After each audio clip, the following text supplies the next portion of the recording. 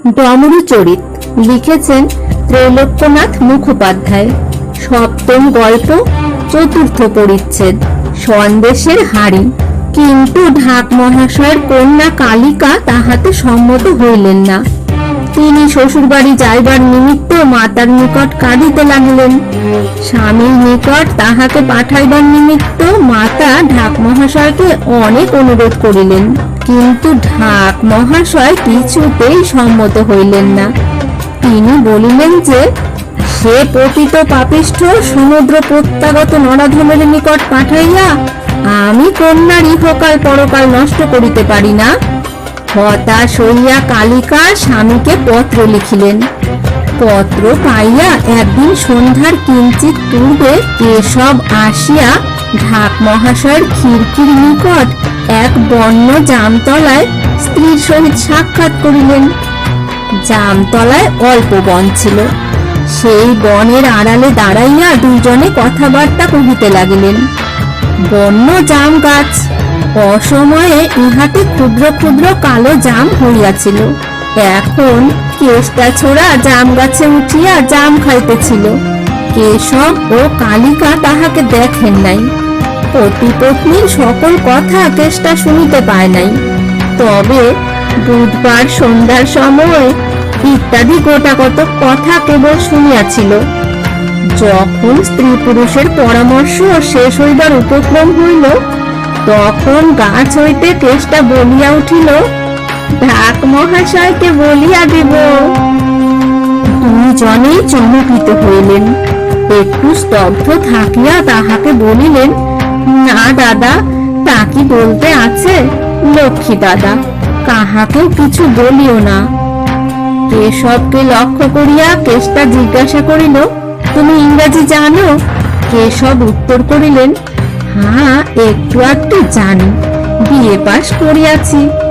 কেষ্টা বলিল, শীঘ্রই আমাদের পূজার ছুটি হইবে। পূজার সময় তুমি কি করিয়াছ এই মর্মে মাস্টার আমাদিগকে একটা প্রবন্ধ লিখিতে দিবেন।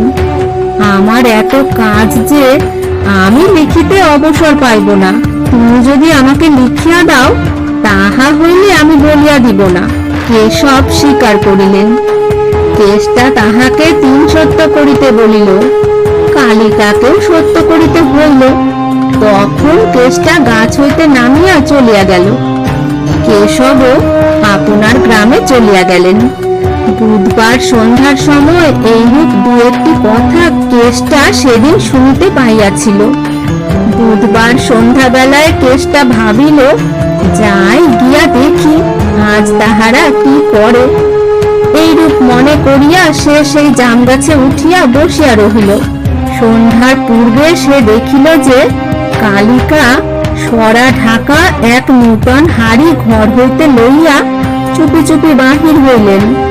জামতলার বনের ভিতর হাড়িটি লুকাইয়া রাখিয়া প্রস্থান করিলেন।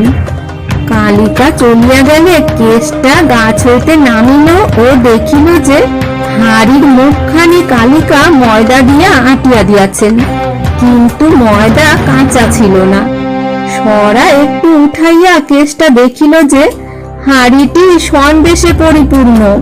কেশব আসিয়া কালিকা দিদির সহিত সাক্ষাৎ করিয়াছেন। সেই কথা ঢাক মহাশয়কে বলিয়া দিব না, আমি এই অঙ্গীকার করিয়াছি। সন্দেশ খাইব না, আমি এরূপ অঙ্গীকার করি নাই। অতএব আমি এই সন্দেশগুলি খাইব।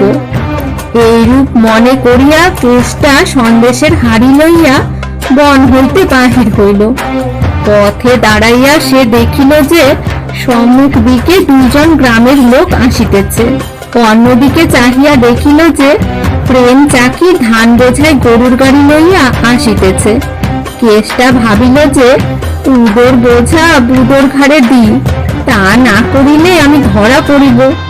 এইরূপ মনে করিয়া সে সন্দেশের হাড়িটি গাড়িওয়ালাকে দিয়া বলিল, প্রেম করো, কালিকা দিদি আমাকে সন্দেশ দিয়াছেন, আমি একলা খাইব না, তোমাতে আমাতে 2 জনে খাইব। তুমি ঘোষেদের গঙ্গার ঘাটে গিয়া গাড়ি রাখো, একটু পরে আমি যাইতেছি। কলিকাতার দক্ষিণে এই সমুদয় ঘটনা ঘটিয়াছিল। এ স্থানে প্রাচীন গঙ্গার গর্ভকে লোকে ভাগ করিয়া লইয়াছে, এই ঘোষেদের গঙ্গা, বসুদের গঙ্গা ইত্যাদি। প্রেমচাকি সন্দেশের হাঁড়ি লইয়া গঙ্গার ঘাটে চলিল, কেষ্টাও অন্য পথ দিয়া সেই দিকে চলিল। প্রেমচাকি ঘাটে উপস্থিত হইয়া হাঁড়িটি একটু খুলিয়া দেখিল যে সন্দেশে পরিপূর্ণ। সে ভাবিল যে আমার ছেলেদের জন্য সন্দেশ লইয়া যাইব, কেষ্টাকে ভাগ দিব না।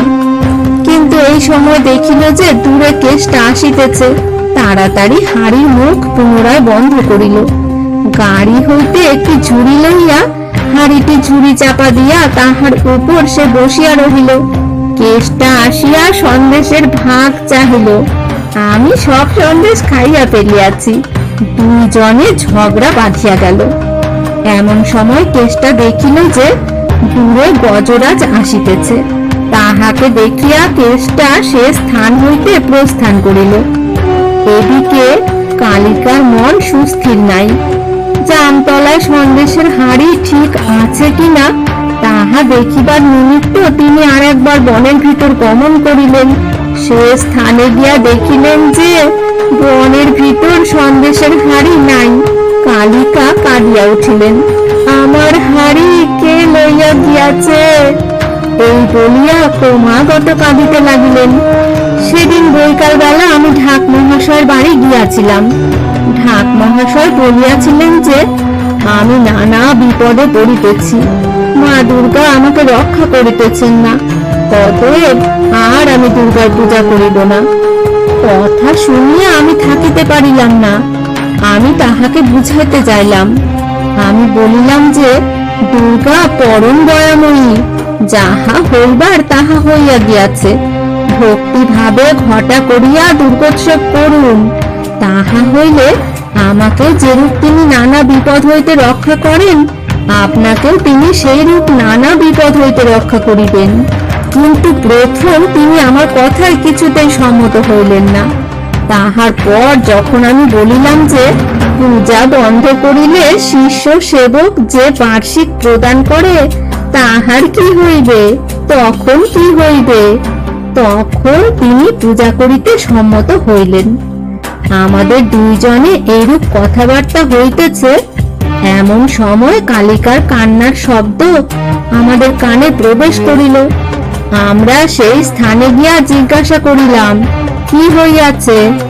কালিকা উত্তর করিলেন যে আমার সন্দেশের হাঁড়ি কে লইয়া গিয়াছে। আমি বলিলাম, গোটা কত সন্দেশের জন্য এত কান্না কেন? ঢাক মহাশয় তোমাকে অনেক সন্দেশ কিনিয়া দিবেন।